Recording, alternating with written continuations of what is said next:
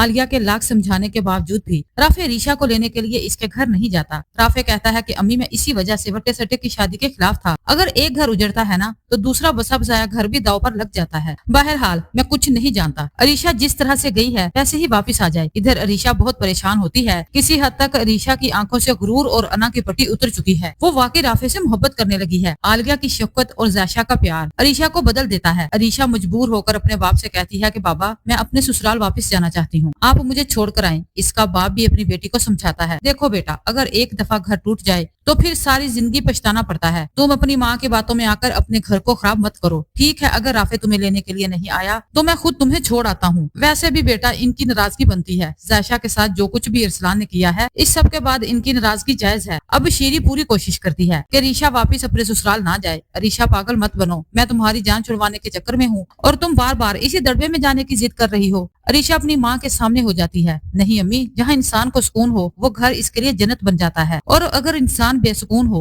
तो वही घर इंसान के लिए जहन्नम बन जाता है। अब मैं इस घर में एक मिनट भी नहीं रुकूंगी। आपके चहीते अरसलान ने मुझे मेरी औकात याद दिला दी है। ये घर मेरा नहीं। अच्छा हुआ कि कहीं मैं राफे और आलिया चची को छोड़कर हमेशा हमेशा के लिए इस घर में नहीं आई, वरना आपका बेटा मुझे धक्के देकर इस घर से निकाल देता। कि इसकी इतनी जुर्रत कि वो तुम्हें धक्के देकर इस घर से निकाले। ये तुम्हारे बाप का घर है और तुम तीनों का इस पर बराबर हक है। लेकिन अरीशा अपनी माँ की किसी भी बात को नहीं मानती। वो अपना घर बचाने के लिए वापस जाने का फैसला कर लेती है। दूसरी तरफ अरसलान अपनी माँ को जबरदस्ती फिजा के घर इसका रिश्ता लेने के लिए भेज देता है। लेकिन वो ये नहीं जानता कि इसकी माँ बहुत चालबाज है। वो जाते ही फिजा पर तंज के तीर चलाना शुरू कर देती है। तुम्हें शर्म नहीं आई? कहाँ तुम और कहाँ मेरा बेटा, जमीन आसमान का फर्क है तुम में और हम में। तुमने मेरे बेटे को अपनी मोहब्बत के जाल में फंसाकर अच्छा नहीं किया। ये ख्वाब तुम्हारा कभी भी पूरा नहीं होगा। मेरी बात कान खोल कर सुन लो। तुम लोगों को जितनी रकम चाहिए तुम ले लो, लेकिन मेरे बेटे का पीछा छोड़ दो। फिजा की माँ जो कि पहले ही लालची औरत है, वो पहली नजर में ही पहचान जाती है कि ये लोग फिजा को कभी भी कबूल नहीं करेंगे। वो फौरन मान जाती है और कहती है कि आपके बेटे की जान छोड़ने की कीमत कोई मामूली नहीं होगी। सोच समझ कर बात करें। अगर आप पूरी ना उतरी तो याद रखना मैं सब कुछ अरसलान को बता दूंगी। शीरी बड़े फखर से और खुश होकर कहती है, मैं आप लोगों को मुंह मांगी कीमत दूंगी। फिजा अंदर से टूट जाती है और इस बात पर इतराज करती है, नहीं अम्मी मैं अरसलान से मोहब्बत करती हूँ और किसी कीमत पर भी इसे नहीं खोना चाहती। शीरी वहाँ से चली जाती है तो फिजा की माँ कहती है कि तुम अच्छी तरह से जानती हो मैं कितनी शरीफ औरत हूँ, लालची तो बिल्कुल भी नहीं। फिजा कहती है कि अम्मी खुदा का खौफ करे, अरसलान हम दोनों को जिंदा जमीन में गाड़ देगा। इसकी माँ कहती है कि बेवकूफ मत बनो, शीरी से हम ढेरों रकम लेकर यहाँ से फरार हो जाएंगे और फिर मैं तुम्हारी शादी अपने भाई के बेटे से करूंगी। अरे वहाँ भी तो घर और फैक्ट्री तुम्हारे नाम हो जाएगी और हमें क्या चाहिए, हमारी तो पांचों उंगलियां घी में हैं। पागल मत बनो, ये औरत तुम्हें बहू के रूप में कभी भी कबूल नहीं करेगी। और वो अरसलान का बच्चा निकम्मा कहीं का, ना तो वो कोई काम करता है और ना ही इसका बाप इसे अपने बिजनेस में हिस्सा देने वाला है, क्योंकि वो बेवकूफ है ही इसी काबिल, घर का है ना घाट का। अब फिजा भी सोचने पर मजबूर हो जाएगी कि किसी हद तक अम्मी ठीक कह रही हैं।